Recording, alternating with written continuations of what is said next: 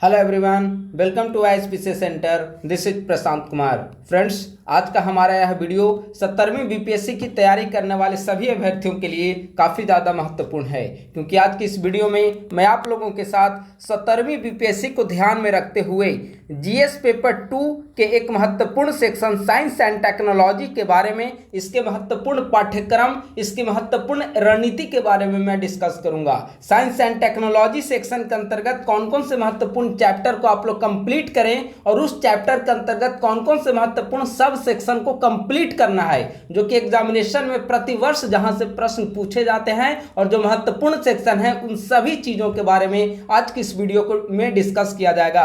विगत एक दो वीडियो के माध्यम से हमने 70वीं बीपीएससी की रणनीति को लेकर स्पेशली फोकस किया है, और हमने जो डेली रूटीन आपके साथ डिस्कस किया है उसमें बताया है कि आप प्री कम मेंस की तैयारी साथ साथ करते रहें। तो जब मेंस की आप तैयारी स्टार्ट करेंगे तो मेंस में हमने बताया है कि जीएस पेपर 2 की तैयारी आप सबसे पहले करें, क्योंकि यह ऐसा सेक्शन है जहां पर अगर आप 160-70 स्कोर कर लेते हैं तो यह बहुत काफी अच्छा स्कोर माना जाता है। एवरेज 140 के आसपास नंबर आते हैं, लेकिन आप कोशिश करें कि जीएस पेपर 2 की बेहतर तैयारी के माध्यम से अच्छे स्कोर को प्राप्त कर सकें। और इस जीएस पेपर 2 की एक अहम कड़ी है साइंस एंड टेक्नोलॉजी। तो साइंस एंड टेक्नोलॉजी के बारे में विस्तृत पाठ्यक्रम को लेकर और महत्वपूर्ण चैप्टर को लेकर आज की इस वीडियो में आप लोगों के साथ मैं डिस्कस करूंगा।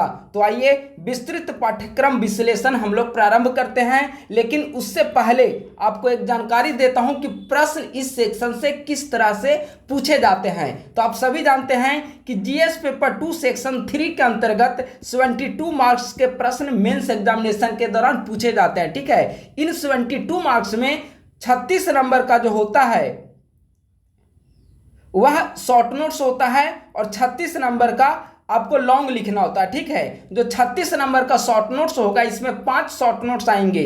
एक शॉर्ट नोट्स 8 नंबर का होगा, बाकी 7, 7, 7 और 7। ठीक है, यहां पर हो गया 28 और 8 36 नंबर का यह शॉर्ट नोट्स हो गया। 5 शॉर्ट नोट्स लिखने के लिए आएंगे। ठीक है, और 36 नंबर में 2 लॉन्ग लिखने के लिए वहां पर प्रश्न रहेगा, लेकिन या करके 2 लॉन्ग रहेगा, यानी कि 2 में से एक प्रश्न का उत्तर आपको देना होगा। ठीक है, यानी कि एक लॉन्ग आपको 36 नंबर का और 5 शॉर्ट नोट्स आपको 36 नंबर के वहां पर लिखने होंगे। और शॉर्ट नोट्स जिस किसी भी सेक्शन में पूछा जाता हो उस सेक्शन के लिए आपको काफी गहन तैयारी करना होगा, क्योंकि शॉर्ट नोट्स कहीं से भी पूछा जा सकता है। तो इसके लिए एक विस्तृत रणनीति, विस्तृत पाठ्यक्रम आपके सामने टेबल पर होना आवश्यक है जब आप साइंस एंड टेक्नोलॉजी विषय को पढ़ना प्रारंभ करें उससे पूर्व। ठीक है, तो आइए विस्तृत विश्लेषण पाठ्यक्रम सिलेबस का हम लोग यहां पर चर्चा करते हैं। देखिए, जब साइंस एंड टेक्नोलॉजी की आप स्टडी स्टार्ट करेंगे, प्रिपरेशन स्टार्ट करेंगे, तो सबसे पहला और सबसे बेसिक जो यूनिट है साइंस एंड टेक्नोलॉजी के अंतर्गत वह है भारत में साइंस एंड टेक्नोलॉजी, भारत में विज्ञान और प्रौद्योगिकी। जब आप आगे बढ़ेंगे, जैसे जैसे नए नए टॉपिक आपको मिलते जाएंगे, उन टॉपिक को समझने से पहले आपको सबसे पहले समझना होगा कि आखिर भारत में विज्ञान और प्रौद्योगिकी का विकास किस प्रकार से हुआ है, किस प्रकार से विभिन्न कालखंडों के दौरान सरकार के द्वारा विभिन्न इनिशिएटिव के माध्यम से विज्ञान और प्रौद्योगिकी का विकास किया गया है। ठीक है, तो इसमें पहला सब सेक्शन होगा विकास के विभिन्न चरण। जैसे प्राचीन काल में साइंस एंड टेक्नोलॉजी की क्या संरचना थी भारत में, मध्यकाल में किस प्रकार से विभिन्न शासकों के द्वारा जोर दिया गया, और आधुनिक काल तो सबसे ज्यादा महत्वपूर्ण है। आधुनिक काल में साइंस एंड टेक्नोलॉजी के अंतर्गत क्या क्या महत्वपूर्ण न्यू डेवलपमेंट्स किए जा रहे हैं, न्यू रिसर्च किए जा रहे हैं, ये सभी टॉपिक जो है वह काफी ज्यादा महत्वपूर्ण है। तो पहला सेक्शन क्या होगा, भारत में विज्ञान और प्रौद्योगिकी, और उसके अंतर्गत पहला सब सेक्शन होगा विभिन्न चरणों में साइंस एंड टेक्नोलॉजी का विकास। दूसरा, भारत की महत्वपूर्ण उपलब्धियां। अभी तक कौन कौन सी महत्वपूर्ण उपलब्धियां विज्ञान प्रौद्योगिकी के क्षेत्र में भारत ने अर्जित किया है, उन सभी उपलब्धियों को आप एक जगह लिखने का प्रयास करें, ताकि एग्जामिनेशन के समय में आप उसे फटाफट रिवीजन कर सके। महत्वपूर्ण उपलब्धियां क्या हैं, जैसे आप इसरो स्पेस क्षेत्र में देखें, कई सारे महत्वपूर्ण उपलब्धियां हैं। चंद्रयान, गगनयान, मंगलयान, स्पेस स्टेशन, कई सारी उपलब्धियां हैं, उन सभी उपलब्धियों को एक जगह लिखें। बायोटेक में कई सारी उपलब्धियां हैं, उसे आप एक जगह लिखें। हेल्थ सेक्टर में सरकार ने कई सारी उपलब्धियां को अर्जित किया है कोविड काल के दौरान भी, उसे उन उपलब्धियों को एक जगह लिखें। DRDO DRDO। रक्षा क्षेत्र में आप देखेंगे कि कई सारी उपलब्धियां सरकार ने अर्जित की है। अब स्वदेशीकरण की ओर बढ़ावा दिया जा रहा है, निर्यात को कम की आयात को कम किया जा रहा है, ठीक है, मेक इन इंडिया को ज्यादा फोकस किया जा रहा है। तो इन सभी जो महत्वपूर्ण उपलब्धियां हैं उसको आप एक जगह चार्ट और डायग्राम के माध्यम से अपने नोट्स में लिखने का प्रयास करें। काफी महत्वपूर्ण टॉपिक है, ठीक है। और अगर आपने पिछले वर्ष 68th बीपीएससी का आपने प्रश्न पत्र देखा होगा तो उसमें कई सारे शॉर्ट नोट्स आप देखेंगे तो इसी यूनिट से बनते हैं। आगे मैं अभी डिस्कस करने वाला हूं, ठीक है। अगला है स्वदेशी प्रौद्योगिकी का विकास। अब इसे लिखिए कि किस प्रकार से इंडिजिनस टेक्नोलॉजी का डेवलपमेंट किया गया है, ठीक है। तो यह भी एक महत्वपूर्ण टॉपिक है। एक और महत्वपूर्ण टॉपिक है इसके अंतर्गत ब्रेन ड्रेन एवं ब्रेन ग्रेन। किस प्रकार से यहाँ के महत्वपूर्ण साइंटिस्ट दूसरे देश में गए और उसके बाद पुनः वापसी हुई। तो ब्रेन ड्रेन और ब्रेन गेन ये दोनों जो है काफी महत्वपूर्ण सेक्शन है, ठीक है। तो इसे काफी अच्छे तरीके से आप प्रयास करें कंप्लीट करने का। और इसमें बिहार के जो महत्वपूर्ण कोई अगर साइंटिस्ट हों, बिहार के महत्वपूर्ण साइंटिस्ट हों तो उनको भी मेंशन करने का प्रयास करें और अपने नोट्स में लिखें। ये सब इनोवेटिव टॉपिक है और काफी महत्वपूर्ण टॉपिक है, आपको जानकारी इन सभी की होनी चाहिए। अगला है सरकार की महत्वपूर्ण पहलें, जैसे प्रौद्योगिकी विजन 2035 एक महत्वपूर्ण पहल है। इन स्पेस, अभी स्पेस टेक्नोलॉजी में, ठीक है, यह भी एक महत्वपूर्ण पहल है।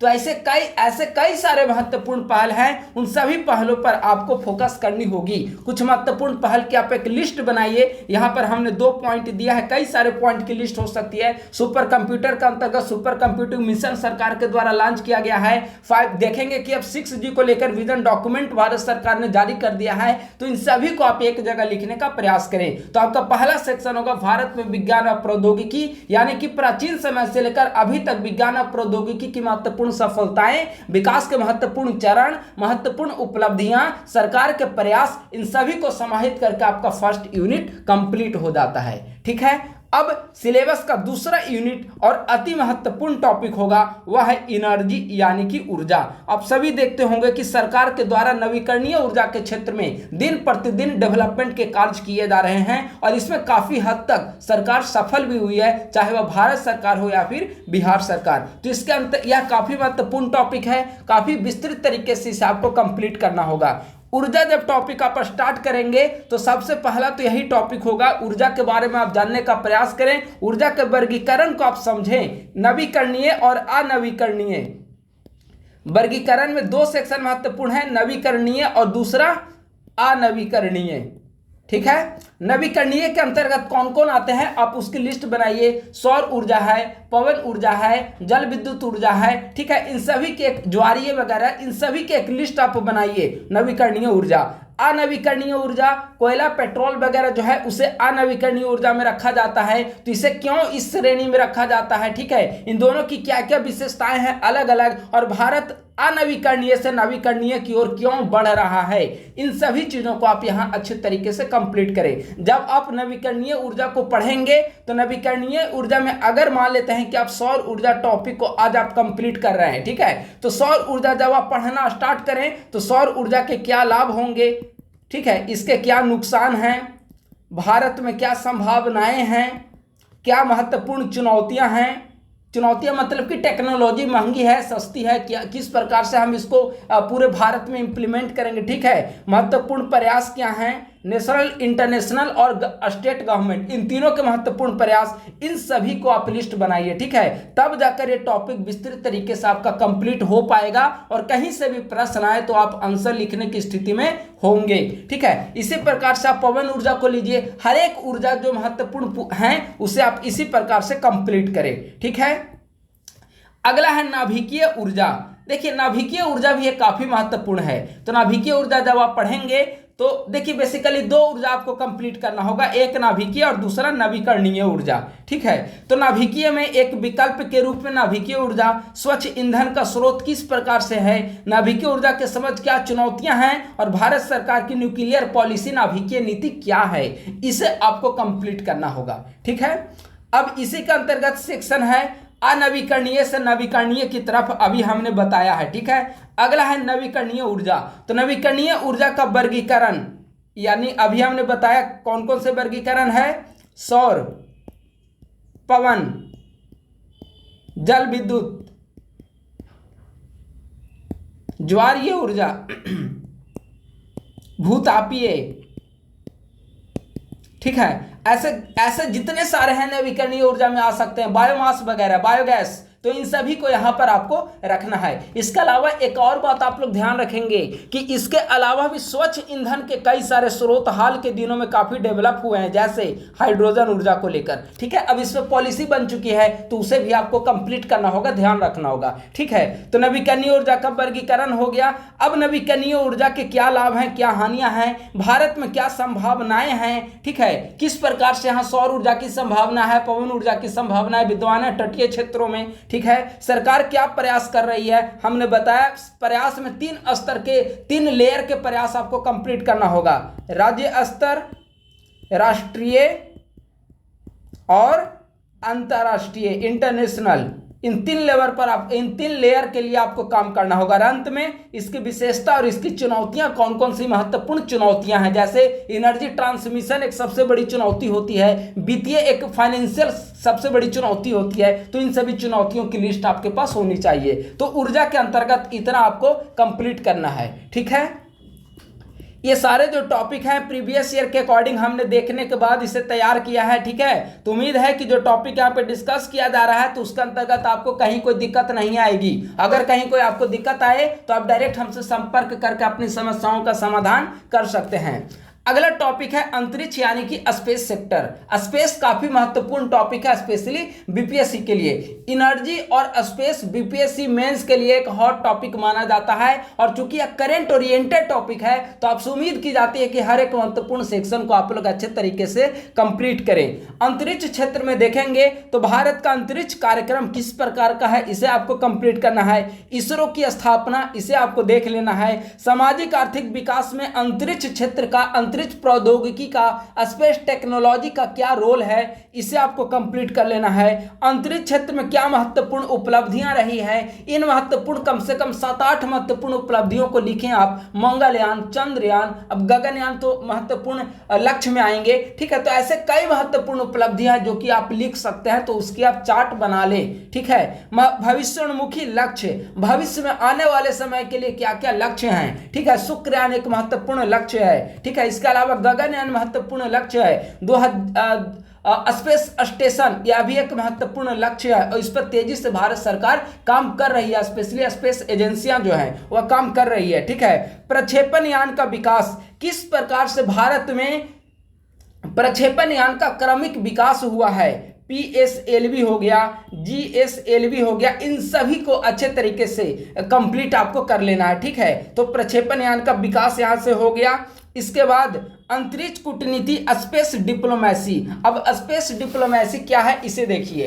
अगर भारत किसी दूसरे देश के सैटेलाइट को अपने यहां से प्रक्षेपित करता है तो स्वाभाविक है कि उन देशों के साथ भारत का संबंध बेहतर होगा, या वैसे कंट्री के साथ भारत अपने संबंध को बेहतर करने के लिए सैटेलाइट को प्रक्षेपित करता है तो उसे स्पेस कूटनीति, स्पेस डिप्लोमेसी के नाम से जाना जाता है। तो इसके अंतर्गत जब आप इसरो की उपलब्धियां करेंगे तो इसरो के द्वारा जो महत्वपूर्ण व्यावसायिक उड़ान किए जा रहे हैं, कभी आप देखेंगे कि कनाडा के कई सारे सैटेलाइट को भारत के द्वारा प्रक्षेपित किया गया, यूएसए के कई सारे सैटेलाइट को भारत के द्वारा प्रक्षेपित किया गया है। चंद्रयान में भी यूएसए का एक सैटेलाइट टेक्नोलॉजी का यूज किया गया था। तो ये सभी क्या है, स्पेस डिप्लोमेसी का एक तरीका है। अब देखेंगे कि दक्षेण देशों के साथ अपनी संबंधों को बेहतर करने के लिए सार्क सैटेलाइट भी भारत सरकार के द्वारा लॉन्च किया गया। तो ये कई सारे जो है स्पेस डिप्लोमेसी का एक सब तरीका है, तो आपको अच्छे तरीके से कंप्लीट करना होगा। इसके अंतर्गत आप इसरो के व्यावसायिक उड़ानों की चर्चा कर सकते हैं।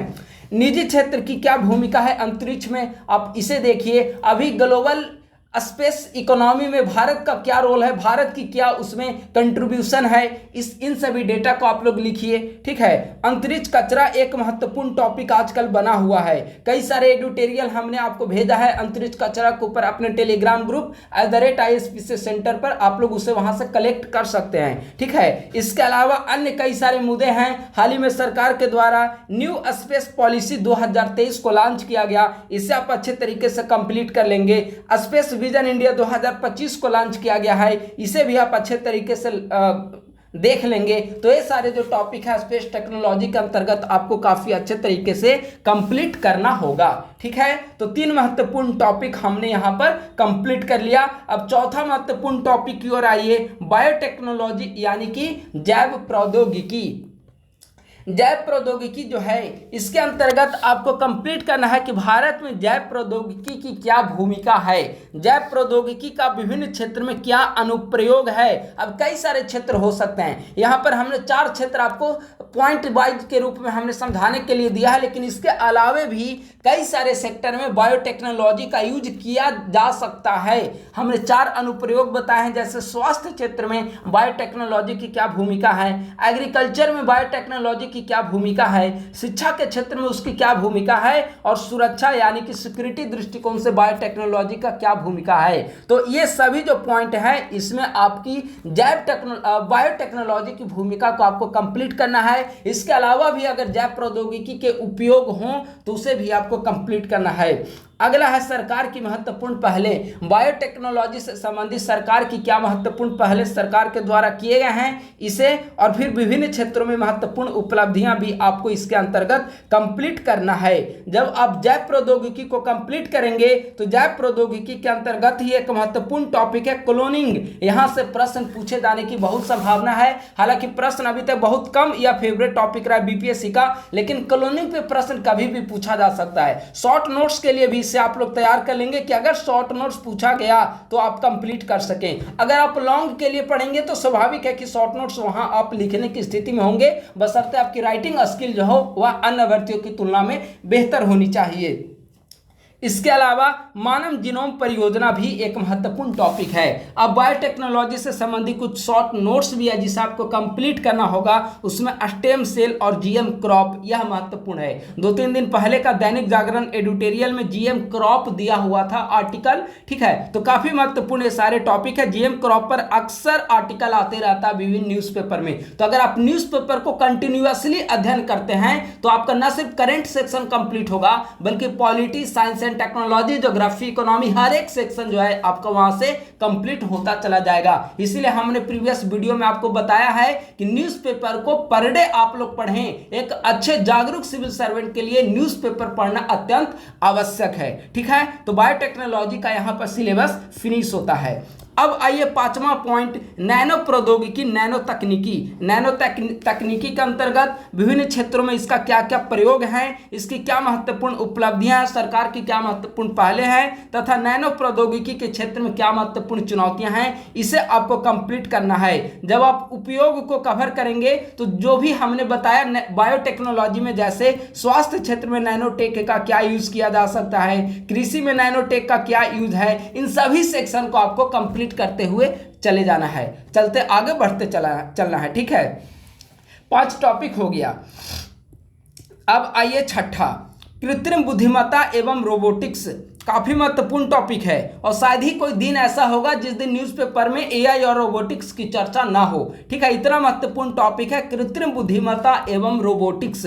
जब आप कृत्रिम बुद्धिमत्ता को पढ़ेंगे, एआई, आर्टिफिशियल इंटेलिजेंस, तो इसके क्या लाभ हैं, क्या नुकसान हैं, क्या संभावनाएं हैं एआई के क्षेत्र में, सरकार क्या महत्वपूर्ण कर रही है काम, जैसे एआई फॉर ऑल सरकार की एक महत्वपूर्ण स्कीम है, तो आप इसे कंप्लीट करेंगे। अभी एआई को लेकर आपको ध्यान में होगा, अगर आप न्यूज़पेपर पढ़ते होंगे तो ब्रिटेन में एक बैठक बुलाई गई थी एआई को लेकर, ब्रिटेन उसे लीड कर रहा था। तो इन सभी को न्यूज़ को अगर आप माइंड में रखेंगे तो आंसर लिखते समय कई सारे नए फैक्ट्स को आप लिख पाएंगे और करेंट से आंसर को आप जोड़ पाएंगे। ठीक है, तो इसे आपको देख लेना है। एआई एवं सुपर मानव, काफी महत्वपूर्ण VBA मैं यहां पर लिख दे रहा हूं, काफी महत्वपूर्ण टॉपिक है एआई एवं सुपर मानव। क्या कृत्रिम बुद्धिमत्ता जो है वह मानव के लिए खतरा बन सकती है, किस प्रकार से सुपर मानव के रूप में काम कर सकता है, तो इन सभी महत्वपूर्ण पहलुओं को भी आपको अच्छे तरीके से काम करना होगा। और अगर आप एआई के लाभ, नुकसान, संभावना आदि को देख लेंगे तो ऑटोमेटिक इस टॉपिक को आप आंसर लिखने की स्थिति में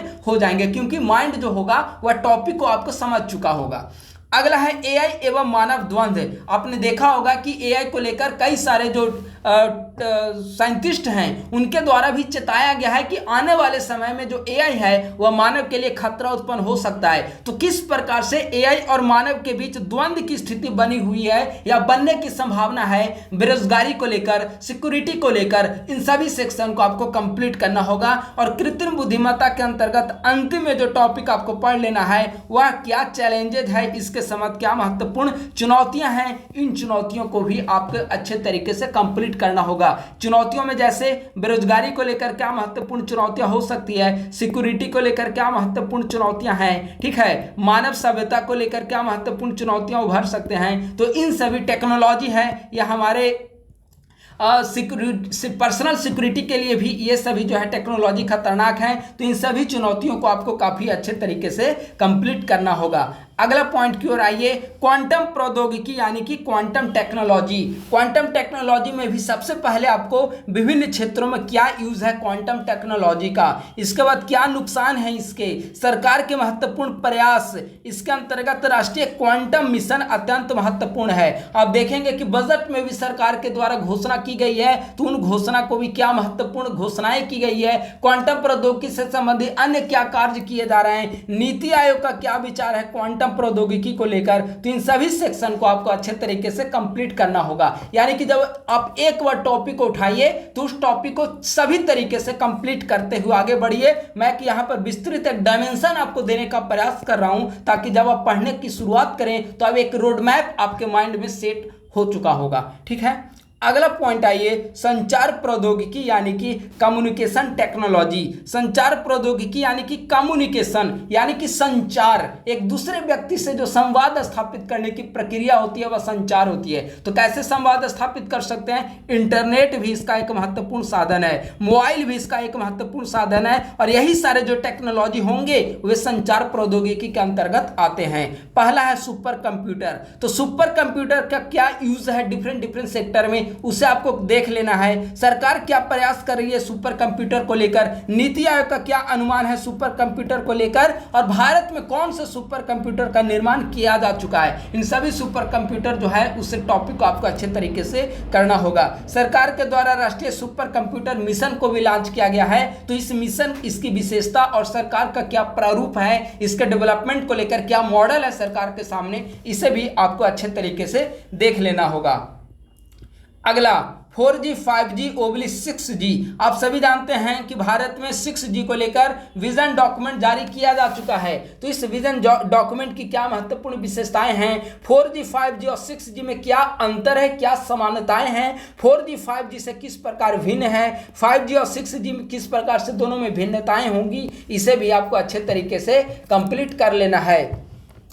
इसके बाद है 3D/4D प्रिंटिंग तकनीक, यानी कि 3D और 4D जो प्रिंटिंग तकनीक है इससे संबंधित जो महत्वपूर्ण डायमेंशन होंगे उन सभी डायमेंशन को भी आपको अच्छे तरीके से कंप्लीट कर लेना है। अगला आइए, महत्वपूर्ण टॉपिक है ड्रोन प्रौद्योगिकी यानी कि ड्रोन टेक्नोलॉजी। तो इसका भी देखिए हमने यहाँ पर लिखा नहीं है, लेकिन ड्रोन प्रौद्योगिकी से संबंधित सभी चीजें जैसे मैं बता दे रहा हूँ।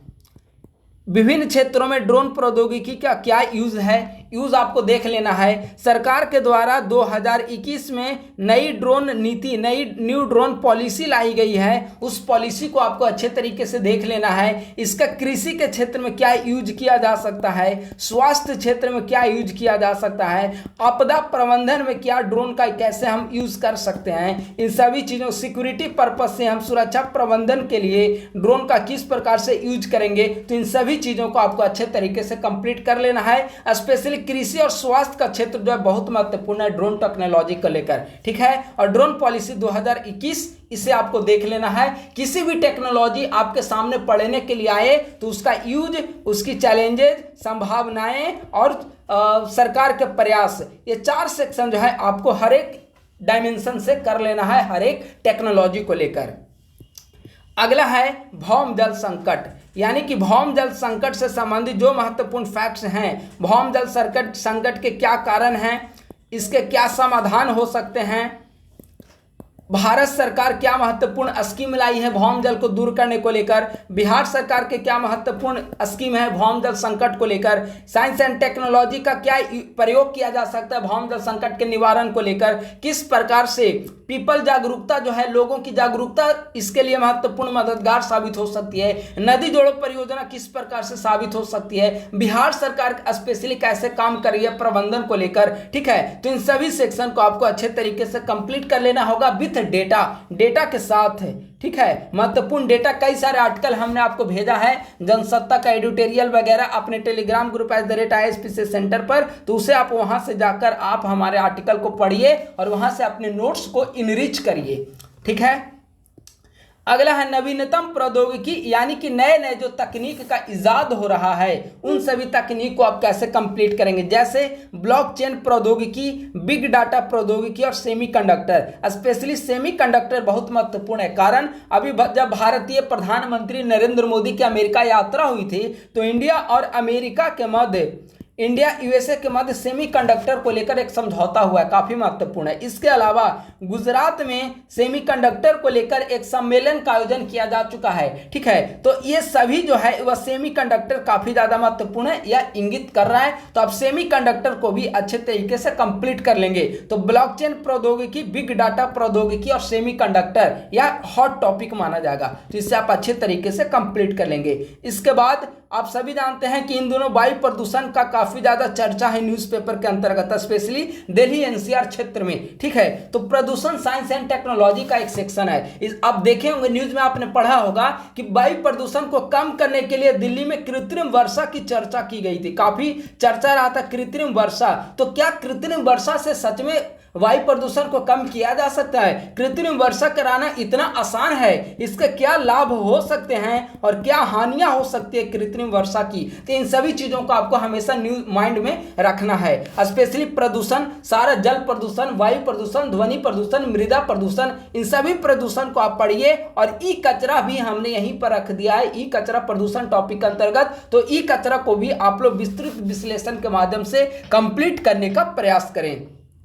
अब कुछ महत्वपूर्ण संक्षिप्त टिप्पणी भी है, कुछ महत्वपूर्ण शॉर्ट नोट्स के लिए भी आपको कंप्लीट करना होगा। हालांकि इन सभी जो ऊपर हमने लॉन्ग सेक्शन के लिए बताया वो टॉपिक अगर आप कंप्लीट कर लेते हैं तो ऑटोमेटिक शॉर्ट नोट्स भी आपका कंप्लीट हो पाएगा। लेकिन कुछ ऐसे सेक्शन है जिसे लॉन्ग में नहीं पढ़ा जा सकता, वह सिर्फ और सिर्फ शॉर्ट नोट्स के लिए महत्वपूर्ण है, तो उसे मैं यहाँ पर आपके समक्ष डिस्कस कर रहा हूँ। जैसे बिहार में विज्ञान और प्रौद्योगिकी, बिहार में महत्वपूर्ण वैज्ञानिक कौन कौन से हुए हैं, बिहार सरकार किस प्रकार से साइंस एंड टेक्नोलॉजी की दिशा में काम कर रही है, चाहे वह बाढ़ प्रबंधन को लेकर हो या फिर आपदा प्रबंधन को लेकर हो, ठीक है, भौम जल संकट को कम करने को लेकर हो, जलवायु परिवर्तन को लेकर हो। तो इन सभी सेक्शन में बिहार के विज्ञान और प्रौद्योगिकी आपको अच्छे तरीके से कंप्लीट करना है। अगला, रक्षा क्षेत्र का स्वदेशीकरण, किस प्रकार से आयात में कमी आ रही है, आयात में कमी और निर्यात में वृद्धि, यह देखेंगे कि हाल के दिनों में स्पेशली नई गवर्नमेंट के अंतर्गत 2014 के बाद से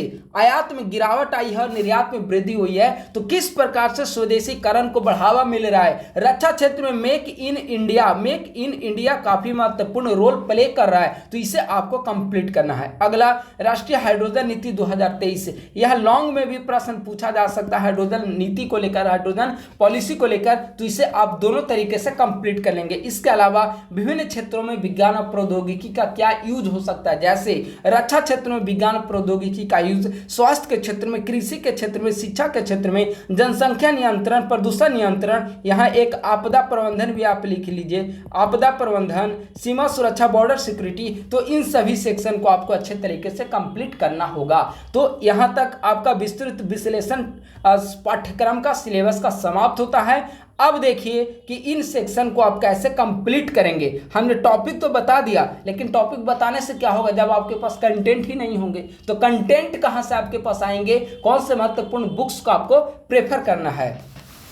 तो प्रीवियस वीडियो हमने बताया था मेंस की तैयारी को लेकर, तो उसमें बुक लिस्ट हमने बताया था, तो उसमें बोला था कि साइंस एंड टेक्नोलॉजी को लेकर दो चीज़ आपको अच्छे तरीके से कवर करना होगा। पहला, दृष्टि का क्विक बुक जो साइंस एंड टेक्नोलॉजी की आती है वो। अगर आपके पास पहले से कोई अदर पब्लिकेशन की बुक है तो कोई दिक्कत नहीं है, नई बुक खरीदना जरूरी नहीं है। लेकिन अगर आपके पास कोई बुक है ही नहीं तो दृष्टि का क्विक बुक और विजन आईएएस का मेंस 365 साइंस एंड टेक्नोलॉजी का परचेज कर ले। ये दो काफी महत्वपूर्ण है और इतना करने से आपका कंप्लीट हो जाएगा। अगर पहले से कोई अदर पब्लिकेशन की बुक आपके पास है तो बुक को आप परचेज मत करिए, केवल science and technology vision mains 365 को आप पढ़ जाइएगा। इसमें पॉइंट वाइज रिवीजन के दृष्टिकोण से काफी महत्वपूर्ण है। हालांकि कुछ वर्ड जो है काफी डिफिकल्ट है लेकिन आप उसे करने की स्थिति में होंगे। इसके बाद करेंट इवेंट्स पे आप हमेशा नजर रखिए। जैसे हमने बताया ना कि शायद ही कोई दिन ऐसा होगा जब एआई को लेकर चर्चा ना हो न्यूज़पेपर में, यानी कि एआई हमेशा न्यूज में रहती है। तो आप न्यूज़पेपर को पढ़ेंगे तो एआई जो है ऑटोमेटिक आपका कंप्लीट होता चला जाएगा। जीएम क्रॉप बायोटेक्नोलॉजी का अंतर्गत यह भी महत्वपूर्ण टॉपिक है, हमेशा न्यूज में रहता है तो यह भी आपका कंप्लीट होता चला जाएगा। तो इसीलिए न्यूज़पेपर समसामयिक मुद्दों से हमेशा खुद को बांध कर रखिए, ठीक है।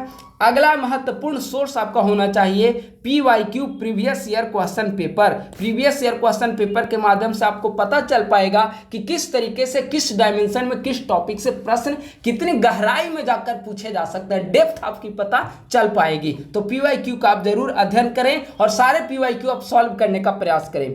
अगला, follow model answer on ISPC centre YouTube channel. हमारे मॉडल आंसर जो अपलोड किए जाते हैं इसी यूट्यूब चैनल ISPC सेंटर पर, उसे फॉलो करें। हमने साइंस एंड टेक्नोलॉजी से के अंतर्गत अभी क्वांटम टेक्नोलॉजी का मॉडल आंसर कुछ दिनों पहले हमने अपलोड कर दिया था। आप उसे देखिए और देखने के बाद समझने का प्रयास करिए कि किस प्रकार से आंसर को लिखा हुआ है, किस प्रकार प्रश्न बन सकते हैं और उसके आंसर को फ्रेमिंग किस प्रकार से आपको करनी है, ठीक है। इसके अलावा पीटी के बाद आप टेस्ट सीरीज को ज्वाइन कर लेंगे। टेस्ट सीरीज के माध्यम से आपकी राइटिंग कैपेसिटी जो है वह डेवलप हो जाएगी और अंत में हमारे टेलीग्राम ग्रुप @ISPC सेंटर को ज्वाइन कर ले। यह टेलीग्राम ग्रुप जो है आपको प्रीलिम्स और मेंस से संबंधित फ्री कंटेंट प्रोवाइड कराता है, चाहे वह मेंस के अंतर्गत साइंस एंड टेक्नोलॉजी का कोई आर्टिकल हो या करेंट अफेयर का हो, ज्योग्राफी का हो, पॉलिटी का हो, इकोनॉमिक्स का हो, किसी भी सेक्शन का हो, सारे कंटेंट आपको हमारे टेलीग्राम ग्रुप @ISPC सेंटर पर आपको उपलब्ध हो जाएंगे। यहाँ पर प्रतिदिन जनसत्ता और डिफरेंट महत्वपूर्ण न्यूज़पेपर के आर्टिकल को भी सेंड किया जाता है, जिसके माध्यम से आप अपनी तैयारी को बूस्टअप कर सकते हैं और करंट सेक्शन बहुत हद तक आप कंप्लीट